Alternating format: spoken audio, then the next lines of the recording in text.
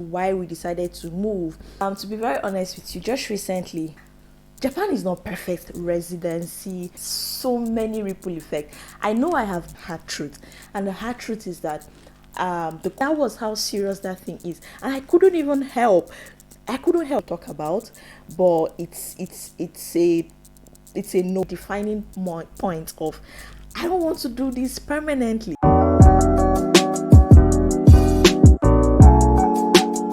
So hey guys, and welcome back to the channel. It's Chilo here once again. As always, tell me why my heart is racing. See, anytime I have to sit down here and do a video that insinuates a whole new face, I don't know why it always feels like I'm just starting. I'm trying to learn how to talk to the camera. I decided to come in here and make this video now rather than wait till when I'm in Canada, just so I get it off my chest and so I say it as I'm feeling. Guys, initially I had two thought processes about this video. The first one was to do a video where I just combine why I moved and how I moved, like the process. I know that some of you might be interested to know how the process went, the timeline. This is something I know we really searched while we were in the process. Especially if we encounter anything that looks like a hitch, we'll go on YouTube and search how long does it take this one. So I know people are really interested in timelines, how long it took, what the process is like if you're considering this kind of move. And then another thing was why the move, especially because so many of you found my channel based on the Japan living in Japan and stuff like that. And I feel like it's not because I'm trying to explain myself, but I just feel like so many of you might be curious because there's this image of I've settled in so well into Japan. It's the last bus stop. So many people are coming here because of me, or so many people are even considering here because of me, this and that and that. And I just felt like to cure the curiosity, I wanted to just come in here and do a full video as to why we decided to move. And maybe later on I'll still do another video as to how the process went, timelines and everything.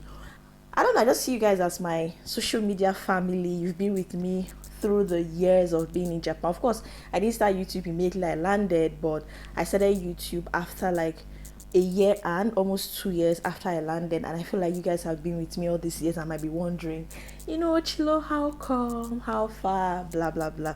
So I'm saying all this to say, instead of joining these two videos into one, I'm going to separate it and just use this video and tell you why the move. So this video is just about why the move, right? To be very honest with you, just recently someone asked me, this is 5 years now, looking back, if you are asked, do you have any single regret about moving to Japan, what will you say? And I'm going to say the same thing I said to that person on voice note in this video. I don't have a single regret. If I had to rewind my life, if God showed me how the 5 years would pan and told me again, will you take this Asia route or Japan route? If I would take it, the answer is capital yes. Japan would always have a soft spot in my heart, and I'm not saying this because of a camera. Japan is one country that took a big chance on me. The investment these people made in my life is not something that I would ever come over, right? For 5 years they've been home to me. Japan is not perfect like every other country, yes, but to be very honest and fair with you, Japan has been amazing to me. Japan has been beyond expectation to me. But Japan was a springboard to moving. Now, I don't mean this from the sense of use and dump, because that's how it comes off as. I mean this from the point of, at this point where I am now, I know that they are a major part of my story, and I cannot deny the fact that they are a springboard to where I'm headed to. So Japan is not perfect, like I said, and this video will just be sharing. And honestly, no country is perfect. I have lived abroad for this long amount of years to know for fact and for free that no country is perfect. Canada is not perfect, Japan is not perfect, US is not perfect, Nigeria is not perfect. So at the end of the day, we are adults, and you get to a point where you have to choose your hard, you have to choose your difficult, you have to choose from the imperfections which one you feel like. So yeah, and we kind of weighed our options, and it's Canada. And I'm just going to be giving you guys reasons. I want to gist like we usually gist, but for some reason this is just a very serious conversation. So my first reason is the permanent residency thing. I don't know how to title this, but the whole permanent residency thing, unlike countries like, let's say, UK, US, Canada, Japan does not have a clear pathway to permanently stay. Now, I'm emphasizing clear pathway because there might be few people that will now come under the comment section and say, oh, my uncle is a permanent resident, oh, my auntie, my grandfather, is a citizen. There's always an outlier. But I'm saying, if you pick 10 or 100 foreigners, maybe just like 5 have permanent residency. And if you ask those 5, they had it through different routes, or maybe they got married to a Japanese person. But there is no like clear pathway. You know how UK will say if you stayed for 5 years, or if you worked for 5 years, you can apply for indefinite to leave, to stay. Canada will say if you're go through the express entry point, you come in after like 3 years of staying, or 3 years plus, or 4 years, you can be a citizen. US will say this. Like, there's always like a clear pattern of how things can be achieved. It's not the same in Japan. So many foreigners here are on work visa. This is not to say that work visa is bad or anything. You still have some privileges that you enjoy, pension, tax, everything like other people that are permanently here. But with work visa, you have to renew after a certain number of years. So it's not the same as permanently staying. Now, also, while I was doing some digging, I know a church member that said there is actually a point system to getting permanent residency or stuff like that. But I'm just saying that there is no clear pathway to permanently stay, and we got to a point where it just felt like we wanted our years outside our home country to count for something. I don't know if I'm making any sense. And when it even comes to citizenship, that one is even more more difficult. I've seen only one person I know that is a citizen and is a foreigner. Now, that's because Japan is not into dual citizenship. Flash your mind. Have you ever heard Nigerian Japanese, Ghanaian Japanese, British Japanese? And I don't blame them. See, guys, Japan has one of the strongest passports in the world. No cap. They have they always struggle position with Singapore. They have one of the strongest passports in the world. So I understand why it's not something they dash out. Do you get me? Even when you give birth in Japan, your child is not an automatic citizen or permanent resident. I heard the child has to get to 18 years and then decide or choose which citizenship the child wants to be. Do you want to be Japanese, or do you want to be Nigerian if your parents are Nigerian, not like Nigerian Japanese or something? So my first point is the fact that there is no like clear pathway. Now, this does not mean I have met so many wonderful people that have lived here 30 something years, 40 some people have retired here. So this does not mean that you cannot stay here for long. You can't stay here for long, but maybe you have to work visa, be renewing it, maybe this. You might even qualify for permanent residency. I do. If you wake me up from sleep now and tell me, how do people get permanent residency in Japan? I don't have an explanation. But if you ask me for UK, for Canada, for Australia, I can give you an idea because it's a common thing. It's not something that you have to search the books. It's open and short, like it's black and white. So it's just what I'm trying to say. So that's my first reason. The second reason, guys, is language. I feel like if you've been following this channel religiously from the beginning, you should be expecting this one, because it feels like every video I have made about something Japan, know this before coming to Japan, lessons after Japan, language always finds a way into that list.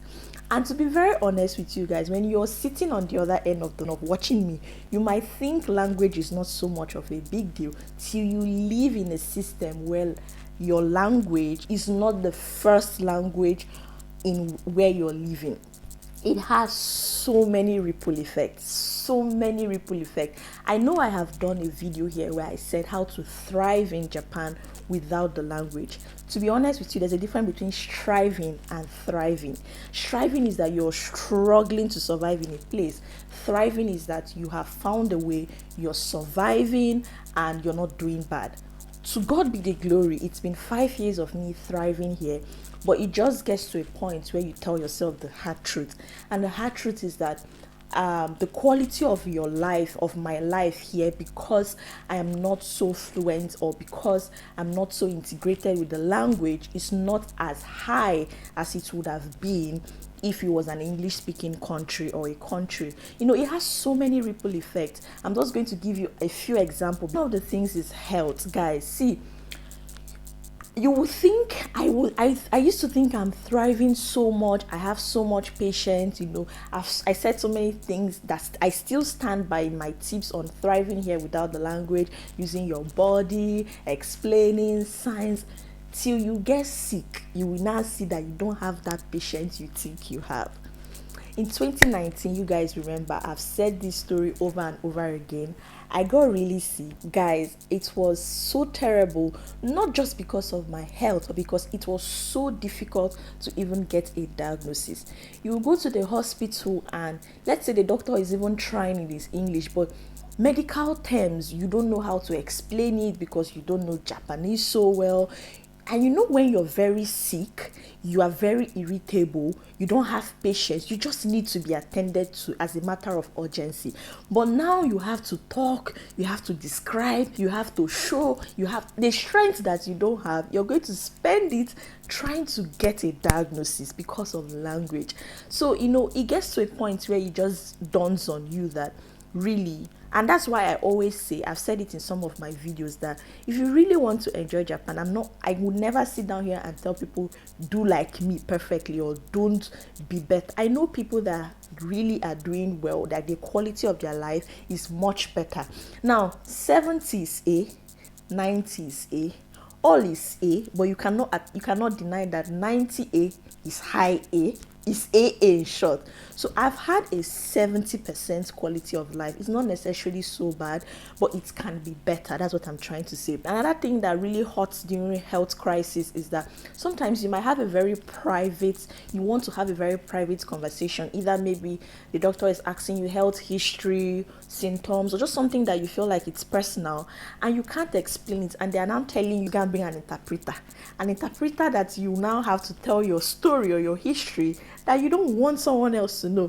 This thing is not funny because I remember there is this form we usually fill every year for medical checkup in school then, and there was this time I was trying to fill it. I didn't know what the questions were, so I had to go to Tabby and meet her, like tell me what each question was. Questions like do you rest well? Do you eat well? Do you have trouble with your professor?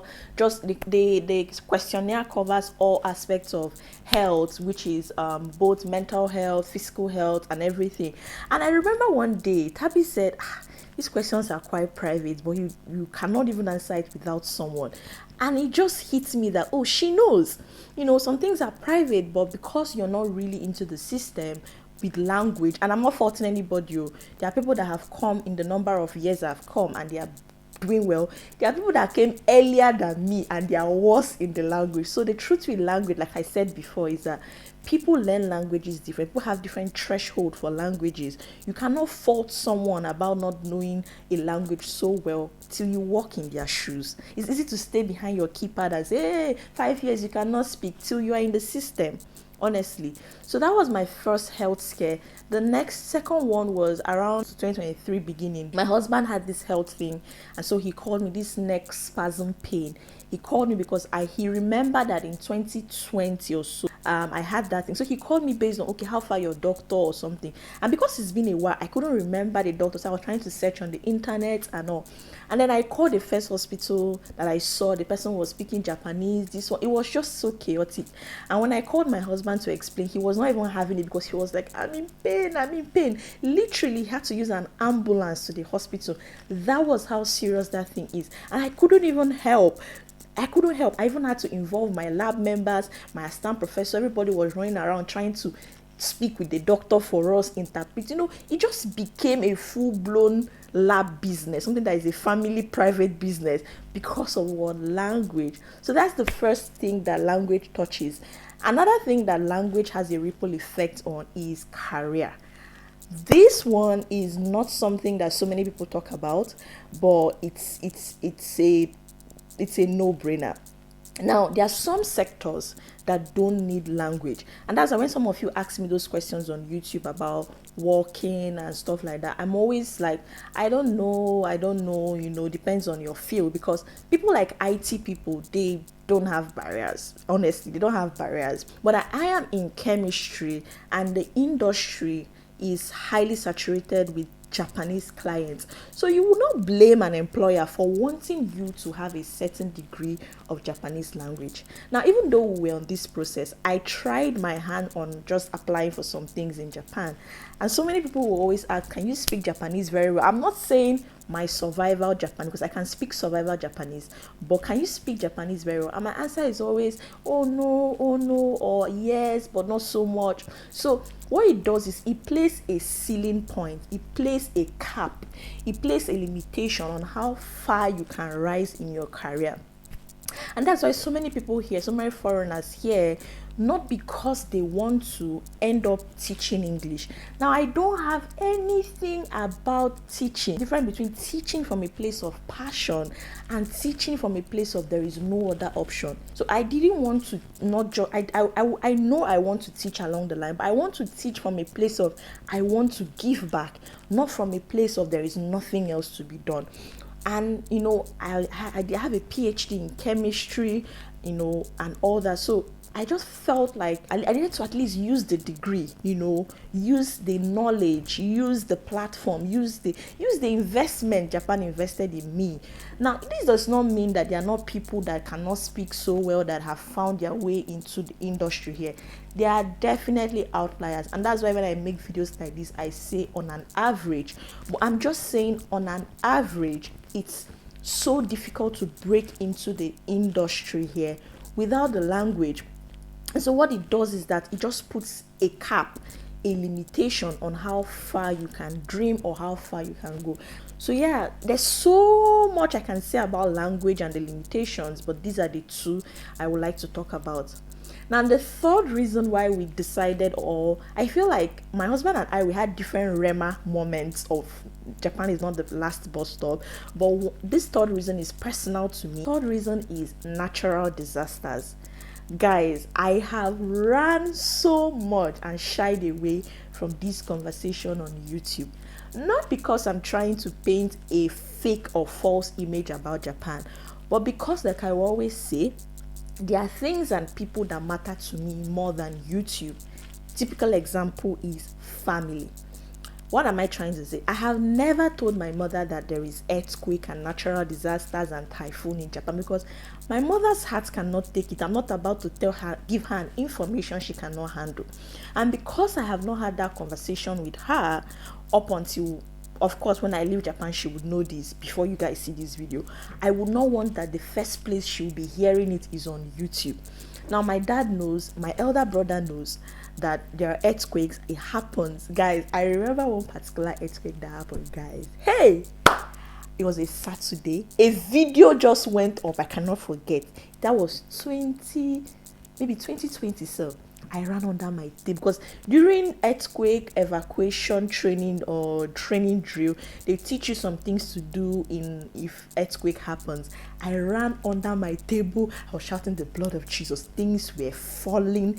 It was just a very scary moment and a defining point of I don't want to do this permanently.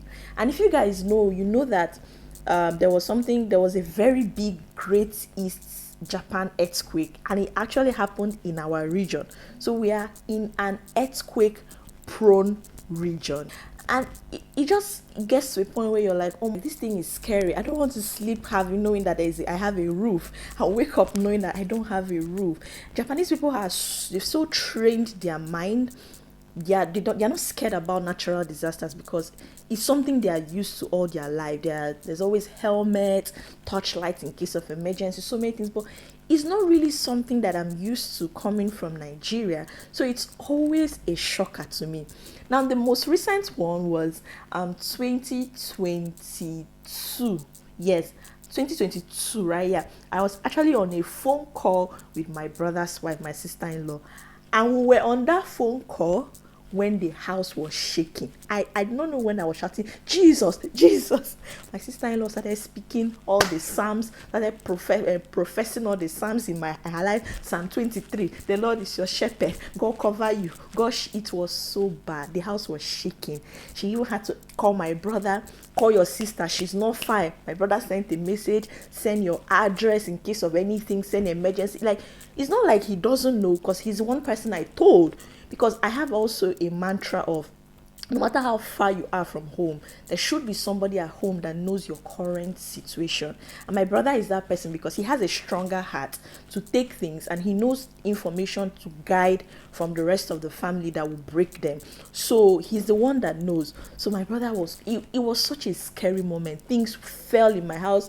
So many things, like, so natural disasters are very frequent, and it's not their fault. Japan is an island, it's surrounded with water. But one thing I give to them, no cap, is they have a proactive mindset towards it. More like they've built houses that are with light material, so that in case the houses are falling, it doesn't kill people. Also, they've built houses that have some sort of shock absorber from quake. They've done so many measures. They have alarms. See, if an earthquake wants to start now, all my phones, even this one that I'm filming with, my iPhone, my everything, even the one that doesn't have network, as long as you're in Japan, to start beeping. Take cover, like take measure, be careful, an earthquake is coming. So they are very proactive, and that's the reason why it's felt safe for the past 5 years, and it didn't feel like, oh, this and that.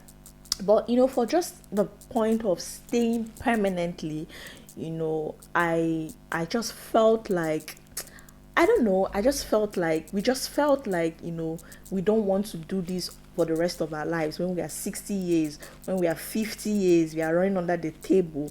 Not saying that Canada might not have, I know some of these countries have their typhoons, their wind and all, but guys, earthquake is serious. If you've experienced earthquake before, you know what I'm saying, and I'm not capping.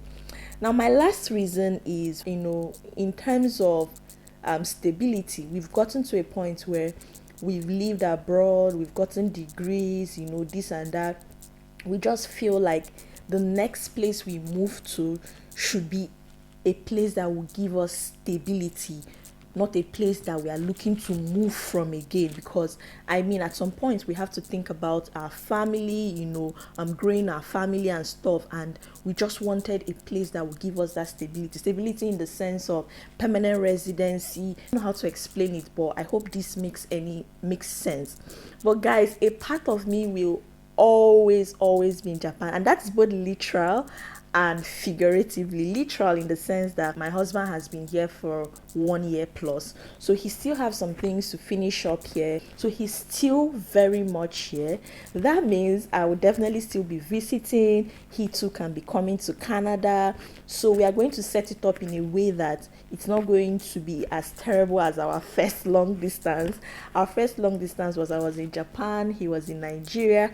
But this is different because we are both permanent residents, which means he can always enter Canada anytime he wants to. And before I leave Japan, I'm going to set up or change my visa status from student visa to maybe spousal visa or dependent visa, so that my visa will still run for as long as he's here. More like I can also visit till he's done with what he's doing here. Then we will both permanently based in Canada, and there will be no need for shuffling our base. But in the meantime, I'm also saying this because I don't want in subsequent videos, maybe when I am fully there, people are asking, what of your husband? I've not seen him in vlogs.